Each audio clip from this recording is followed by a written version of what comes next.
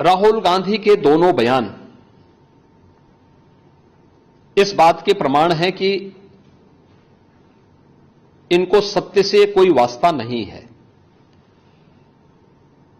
हमने लोकसभा चुनाव कैंपेन के दौरान भी देखा है, अनर्गल प्रलाप करके इन्होंने जिस प्रकार की गुमराह करने वाले वक्तव्य दिए थे, झूठे वक्तव्य दिए थे, संविधान का गला घोंटने वाले लोग संविधान के बारे में गुमराह करने वाले वक्तव्य देने के लिए विदेशी पैसे के बल पर चुनाव को प्रभावित करने का इन्होंने प्रयास किया। 1 लाख रुपए के फर्जी बॉन्ड भरवा करके भारत की माताओं को, बहनों को इन्होंने गुमराह करने का कार्य किया।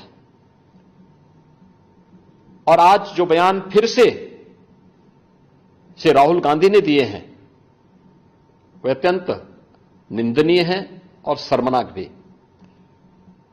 अयोध्या को उसकी पहचान से वंचित किसने किया था? क्या इस सच नहीं कि इंडी गठबंधन से जुड़े हुए लोग इसके लिए जिम्मेदार हैं?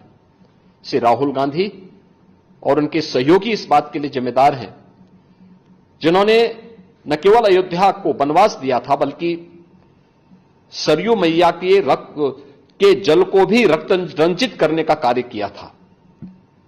कौन नहीं जानता है कि अयोध्या को उसकी पहचान से वंचित करने का कार्य आजादी के बाद से ही लगातार कांग्रेस करती रही।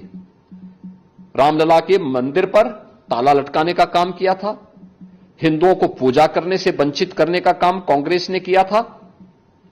और आज जब अयोध्या अपने वैभव की पुनर्स्थापना के लिए फिर से पूरी दुनिया को अपनी ओर आकर्षित कर रही है तो कांग्रेस कैसे इसको अच्छा मान सकती है?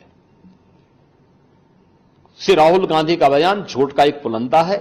सच्चाई यह है, अयोध्या के अंदर 1733 करोड़ रुपए केवल मुआवजे के रूप में अयोध्या वासियों को प्रदेश सरकार ने उपलब्ध करवाए हैं।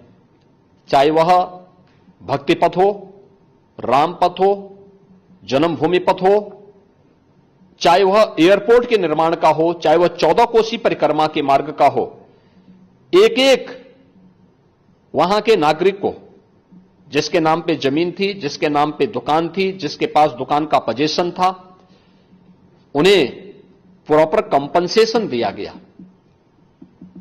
प्रॉपर कंपनसेशन देने के साथ ही जो दुकानें थी, जो अपने पीछे दुकान बना सकते थे, उनके लिए उस प्रकार की एफआईआर में छूट दी गई।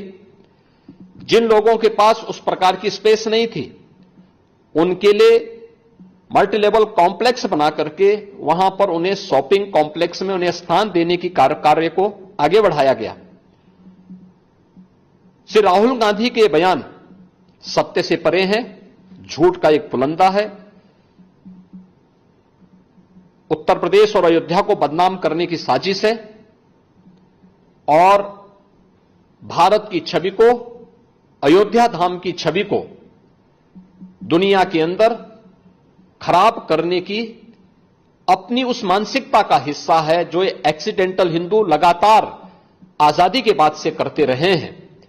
लेकिन इसका जवाब समय आने पर अयोध्या की जनता भी और देश की जनता भी कांग्रेस पार्टी और इंडी गठबंधन को देगी।